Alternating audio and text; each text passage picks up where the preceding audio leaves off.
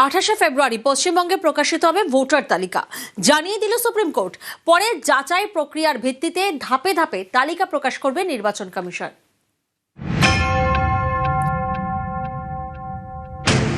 শীর্ষ আদালতের নির্দেশ, রাজ্যে এসআইআর এর কাজ শুরু করে দিয়েছে বিচার বিভাগ। এরই মাঝে মঙ্গলবার বিশেষ শুনানিতে সুপ্রিম কোর্ট জানিয়ে দিল, নির্বাচন কমিশনের বিজ্ঞপ্তি অনুযায়ী 28শে ফেব্রুয়ারি পশ্চিমবঙ্গে ভোটার তালিকা প্রকাশ করা হবে। নথি যাচাই প্রক্রিয়া চলছে, তাই 28শে ফেব্রুয়ারির পর ধাপে ধাপে প্রকাশ করা হবে ভোটার তালিকা। শীর্ষ আদালতের নির্দেশ, যাদের নাম সাপ্লিমেন্টারি তালিকায় থাকবে তারা চূড়ান্ত ভোটার তালিকার অন্তর্ভুক্ত হবেন।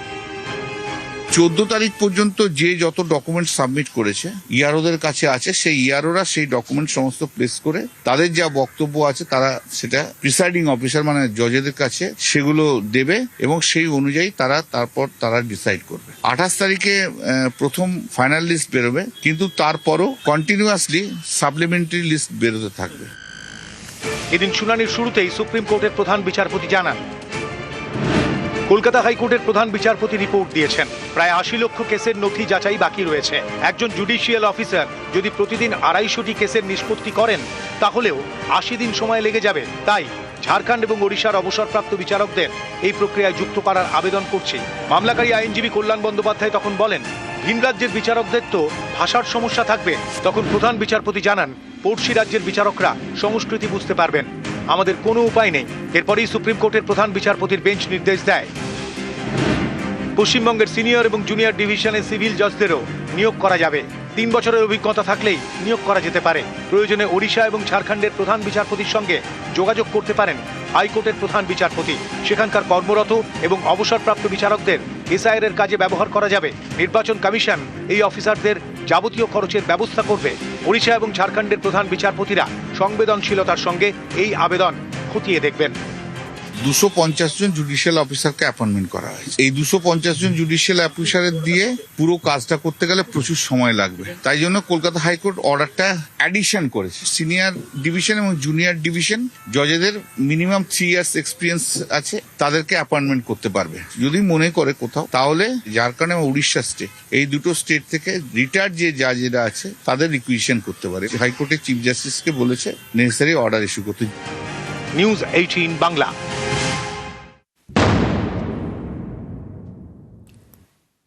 নির্বাচন কমিশন কোনো নির্দেশ জারি করবে না, বিচারকদের সিদ্ধান্তই চূড়ান্ত। মানুষের অধিকার রক্ষার জন্য প্রয়োজনে ক্ষমতা প্রয়োগ করবে সুপ্রিম কোর্ট। মঙ্গলবার কড়া পর্যবেক্ষণ প্রধান বিচারপতির বেঞ্চের।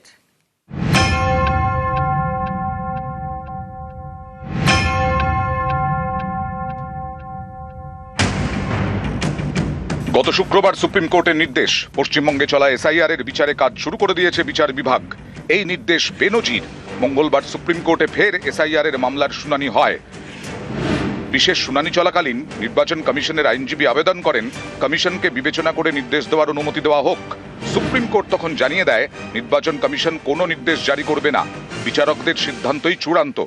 বিচারকদের সিদ্ধান্তই সুপ্রিম কোর্টের সিদ্ধান্ত হিসেবে গণ্য করা হবে। বলেছিলাম যেরকম নমিনেশনের 7 দিন আগে পর্যন্ত ফর্ম 6 ফিল আপ করা যায়, তখন জজ সাহেবরা বলেছেন যে একটু আমাদের পাওয়ার রয়েছে, আমরা সেটা দেখবো, যদি কোনো সমস্যা হয় সেটা আমরা দেখবো, সেটা দরকার হলে বাড়াবো। ইলেকশন কমিশন চাইলো যে তাদেরকে ডিসক্রিপশনের পাওয়ার দেওয়া হোক, যে তাদের ডিসক্রিপশন পাওয়ার আছে, অতএব তারা যেন নেসেসারি সার্কুলার ইস্যু করতে পারে, ইনস্ট্রাকশন ইস্যু করতে পারে। জজ সাহেবরা বললেন না, তা হবে না, কিচ্ছু হবে না। জজের কোনো ডিসক্রিপশন কোনো কিচ্ছু না, যা আছে সেদিনকার মতো যা ছিল সেই ভিত্তিতে সমস্ত কিছু ডিসাইড করা হবে।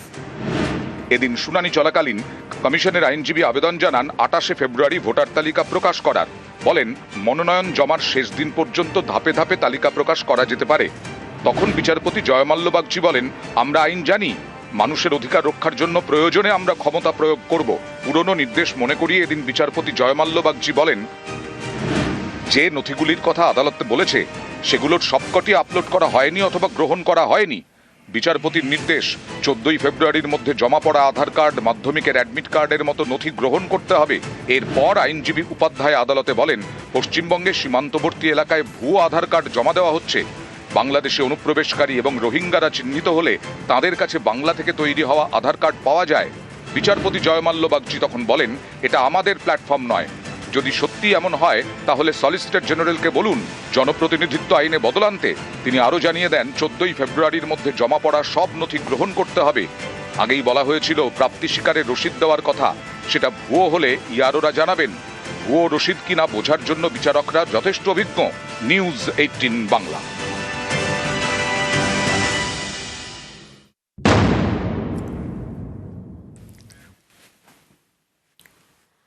জটিল থেকে জটিলতর অবস্থা পার হয়ে এখন জটিলতম অবস্থায় এসআইআর প্রক্রিয়া। সুপ্রিম কোর্টের বিশেষ শুনানির পরেও কোথায় কোথায় সমস্যা, কি হতে পারে, দেখুন নিউজ 18 বাংলার রিপোর্ট।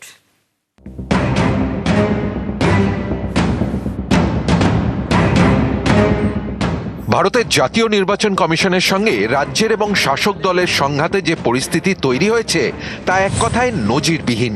সুপ্রিম কোর্টের হস্তক্ষেপের পরেও যেখানে যেখানে সমস্যা রয়েছে তা অনেকটাই এরকম।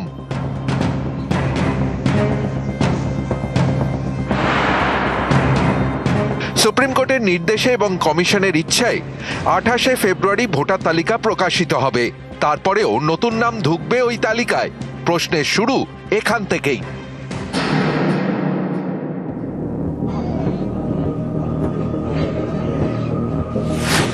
আইন অনুসারে মনোনয়ন জমা দেওয়ার দিনই চূড়ান্ত ভোটার তালিকা প্রকাশ করে ফেলতে হবে। তারপর আর কোনো নাম যুক্ত করা যাবে না। সেক্ষেত্রে কোনো কারণে বৈধ ভোটারের নাম বাদ গেলেও তিনি 2026-এর বিধানসভা নির্বাচনে আর ভোট দিতে পারবেন না।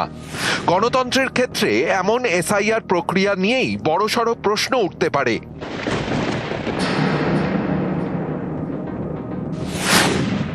ইতিমধ্যে যাদের নাম বাদ গিয়েছে তাদের ক্ষেত্রে কি হবে? অর্থাৎ বিচারকদের দায়িত্ব দেওয়ার আগে লজিক্যাল ডিসক্রিপেন্সিতে যে প্রায় 10 লক্ষ নাম বাদ গিয়েছে তাদের কাগজপত্র কি আবার পরীক্ষা হবে? সেই প্রশ্নের উত্তর মিলছে না।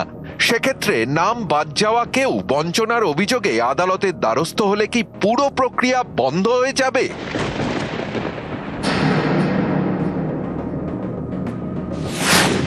এই আরও এবং ইয়ারোদের পরেও রোল অবজারভাররা স্ক্রুটিনি করেছেন।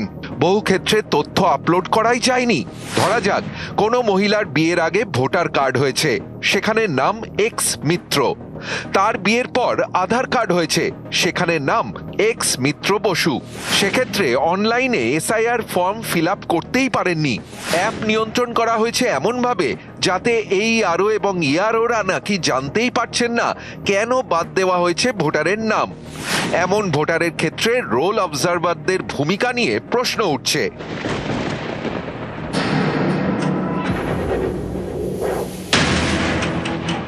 সুপ্রিম কোর্টে দেওয়া তথ্য অনুসারে ভোটের আগে কোনোভাবেই এ রাজ্যে সব স্ক্রুটিনি করা সম্ভব নয়। সেই কারণে ঝাড়খণ্ড এবং ওড়িশার বিচারকদের এই কাজে নিয়োগ করা হোক। সেক্ষেত্রেও ভাষা এবং সংস্কৃতিগত সমস্যার বিষয়টি আদালতে তোলা হয়েছিল, কিন্তু পরিস্থিতির সাপেক্ষে সেই আপত্তিতে গুরুত্ব দেওয়া হয়নি। এবার সেই বিচারকদের কোনো ভুল হলে তার দায় কে নেবে? আপাতত সেই প্রশ্নের উত্তর নেই। সংবিধান স্বীকৃত ক্ষমতায় বলীয়ান দেশের নির্বাচন কমিশনের কাজে এবার সরাসরি হস্তক্ষেপ করল দেশের সর্বোচ্চ আদালত। শুধু তাই নয়, এতদিন কমিশনের তরফে যে কাজের জন্য নিয়মিত সাসপেন্ড, বরখাস্ত, জেলে পাঠানোর হুঁশিয়ারি দেওয়া হচ্ছিল তা এবার ভোতা। বিচারকদের বিরুদ্ধে কোনো ব্যবস্থাই নিতে পারবে না কমিশন। নিউজ 18 বাংলা। এবার এসআইআর বিচারে 500 জুডিশিয়াল অফিসার। সুপ্রিম কোর্টে এসআইআর বিচারে ভিন রাজ্যের বিচারকরাও আরো 250 জুডিশিয়াল অফিসার বাড়ছে বলে খবর। বাংলার এসআইআর বিচারে 500 জুডিশিয়াল অফিসার, ভিন রাজ্যের বিচারকরাও আসছেন, এমনটাই সূত্রের মারফত জানা যাচ্ছে। আরো 250 জুডিশিয়াল অফিসার বাড়ছে বলে খবর।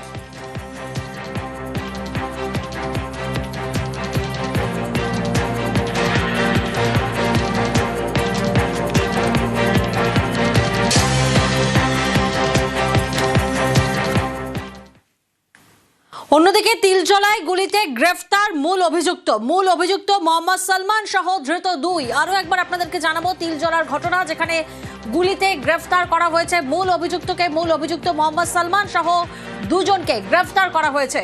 মুদিখানায় চুরি নিয়ে বচসা এবং সেই বচসার জেরে গুলি।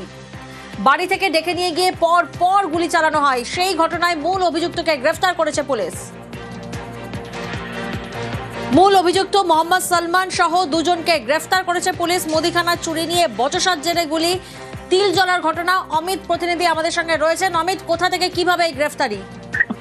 দেখো, পাকতারকা স্টেশন চত্বর 2 নম্বর যে রেলগেট রয়েছে সেখান থেকেই সালমান এবং মোহাম্মদ আরশাদকে গ্রেফতার করা হয়েছে এমন কিন্তু পুলিশ সূত্রে জানা যাচ্ছে। অন্যদিকে এই সালমানের কাছ থেকে কিন্তু একটি দেশি পিস্তল এবং লাইট কার্ডটি যে সমস্ত কিন্তু বাজেয়াপ্ত করা হয়েছে এবং পুলিশের তরফে 2 অভিযুক্তকে আজকে আদালতে পেশ করা হবে, নিজের হেফাজতে নেওয়া হবে।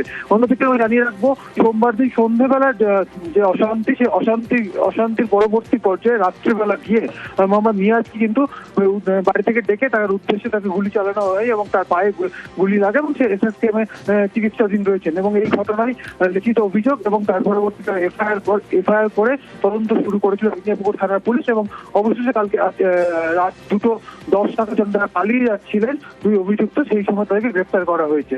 বেশ।